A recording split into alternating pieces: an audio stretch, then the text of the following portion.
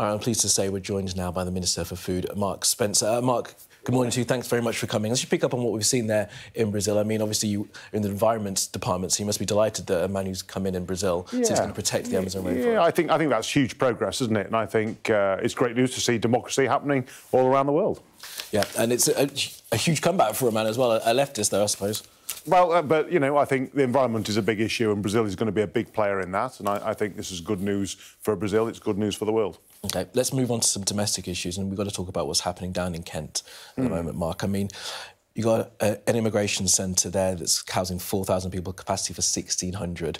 What's going on down there? I mean, there are huge challenges here. You know, I think clearly we've got to break the model that is bringing destitute people across the channel. There are some very bad people who are putting innocent people's lives at risk. We have to break that model. Of course, when they get here, we've got to try and find a way of dealing with them compassionately and looking after them and processing them as quickly as possible. And there are competing ambitions to try and get people processed, but also to look after them and keep them safe. But we're not keeping them safe, are we? Because they're coming under attack here in this centre. And not only that, the centre's got diphtheria and MRSA. Yeah, so we're working very hard to try and resolve those challenges. There is a scheme that pushes people out into local authorities to support them in hotels, which we're working towards working with local authorities. But as you say, there are huge challenges. But the answer to this is to break the model that is delivering these people to our doors, to our shores, and that's what we're working very hard to try and do. We'll come and see how you're breaking that model. But you say you're going to move them out into hotels. That's exact opposite of what the current Home Secretary. No, so we're working with local authorities to house them. Sorry, so basically we're working with the local authorities to house them locally. There's a scheme. I think it's £20 million we've invested in that scheme to support people. But the answer is, of course, to process them quickly where they are. So why did the Home Secretary then stop people moving out into hotels during her first tenure before she stepped away again? She had put the block on hotel rooms being used. Why was that? Because she wants to process them quickly. You know, we've got to try and make sure that those who are genuine asylum seekers, and there are safe routes, of course, to get here via a safe system, she wants to process them very quickly and work out who we need to help protect and who we need to return. But you can't process them if they're in these squalid conditions, can you? Because it's not getting anywhere. There's a huge logjam there, isn't there? So there are a lot of people coming, and we need to break that model. We need to make sure that we stop these people coming across the channel, and that's what we're working to do. It's been described as awful, inhumane. I mean, you can't be proud. Well, we clearly have an obligation to look after these people and to support them and to keep them safe. And there are huge challenges. I acknowledge that.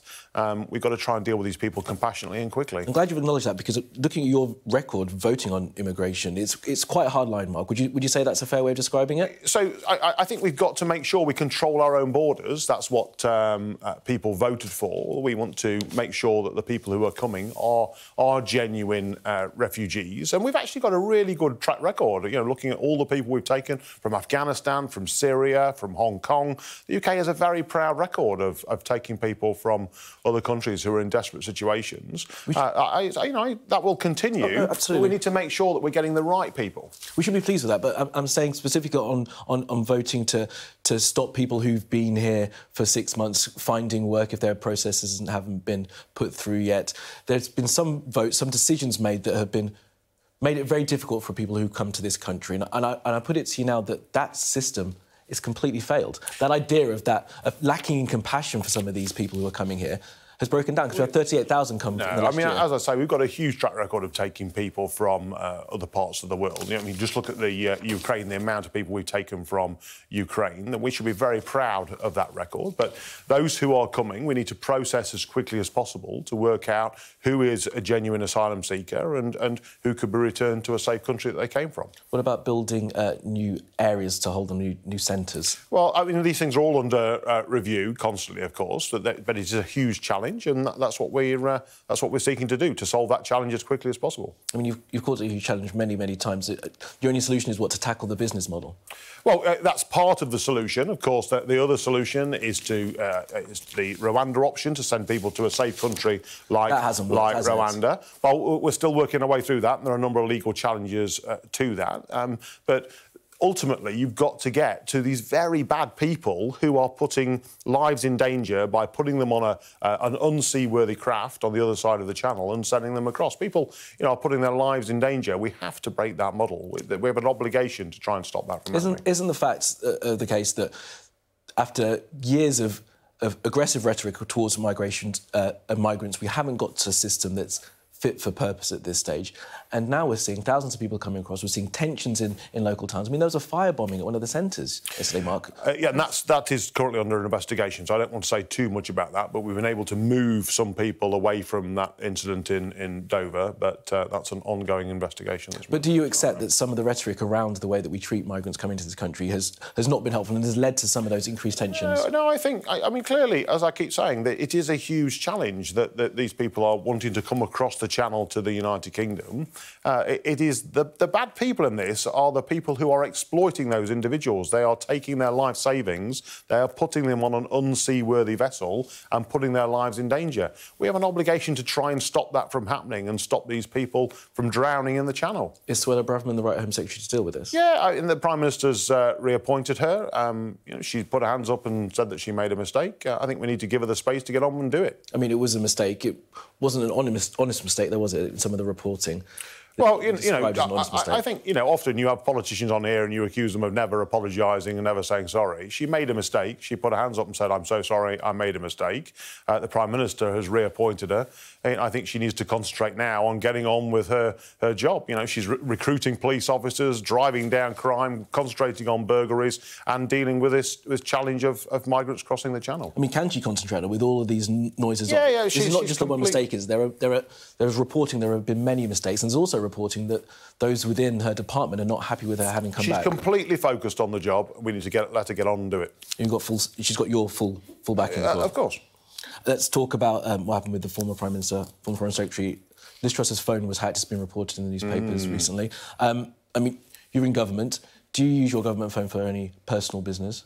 I do not, no. But, I mean, so you do get quite a lot of briefing from the security services on what to do and what not to do.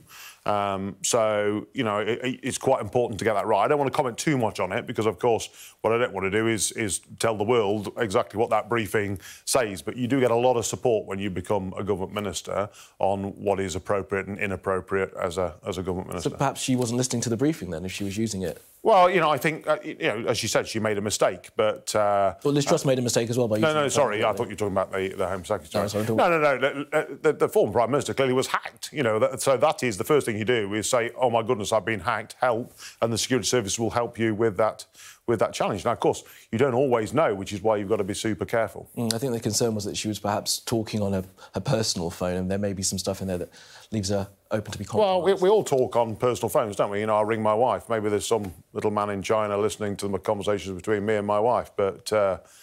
you've just got to be careful about what information you use on which phone, and you get a lot of help and support from the security services on that. And do you think there's time for some more help and support for some of these ministers? Well, being as careful with security as they perhaps It is ongoing. I mean, we need to recognise, there are states out there that want to do us harm, and Russia's being very aggressive in Ukraine. There are lots of people that want to do this country harm, which is why we have to be careful. Let me ask you a little bit about COP27. The Prime Minister said that he wasn't going to go. He had to focus on domestic commitments. It's now being reported that he may well go. What's changed? Well, I think the Prime Minister has a huge inbox. He's come into office. He's got an inbox which is full to the brim. Clearly, he wants to concentrate on the financial statement, and that's what he's doing. But if he's able to get through all of that, COP is very important. It's very important to the government. It's important to our future, and so we'll send out senior ministers. But that's yet to be decided who's going to go. Would you like to see him go?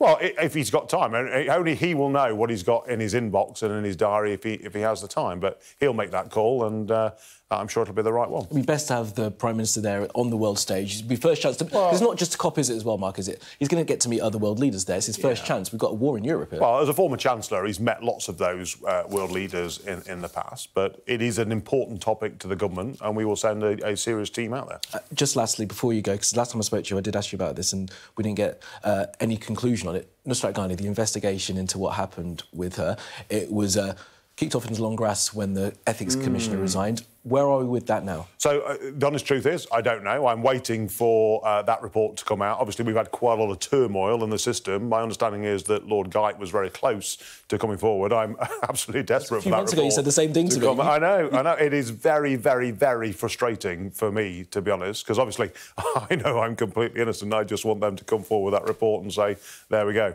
So you are expecting it still to come forward? Well, so no one has told me it isn't. So we shall see. We're trying to get it cleared up. Mark Spencer, love to have you with us. Thanks very much. Thanks this morning. All right.